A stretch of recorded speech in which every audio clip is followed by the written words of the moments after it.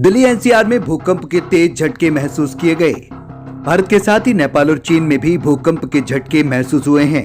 भूकंप का केंद्र नेपाल रहा है। पिछले 5 घंटों में ये नेपाल में दूसरा भूकंप है। इसकी तीव्रता रिक्टर पैमाने पर 6.3 मापी गई है। दिल्ली के साथ ही नोएडा और गुरुग्राम में भी कई सेकंड तक भीषण झटके महसूस किए गए। इसकी वजह से कई लोग उठ गए और कई लोग अपनी सोसाइटी से बाहर निकल आए।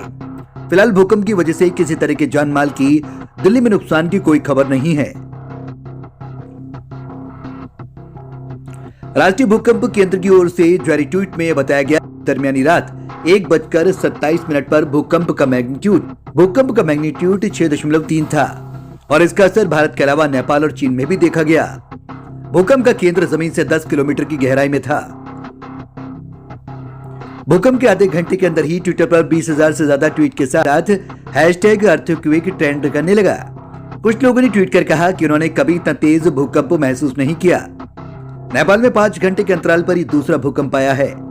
बुधवार को रात 8:52 पर भी भूकंप के झटके महसूस किए गए थे। उस वक्त रिक्टर पैमाने पर भूकंप की तीव्रता 4.9 रही थी। दिल्ली के न्यू अशोक नगर इलाके में भी भूकंप के झटके महसूस किए गए। इस दौरान लोग अपने घरों से बाहर निकल आए।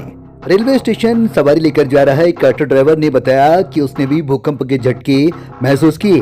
अचानक उसने ऑटो साइड में खड़ा किया और सवारी को ऑटो से बाहर निकाला। कुल मिलाकर यह कहना गलत नहीं होगा कि दिल्ली एनसीआर देर रात भूकंप के झटकों से दहला। ब्यूरो रिपोर्ट, खबर अनलिमिटेड टीवी।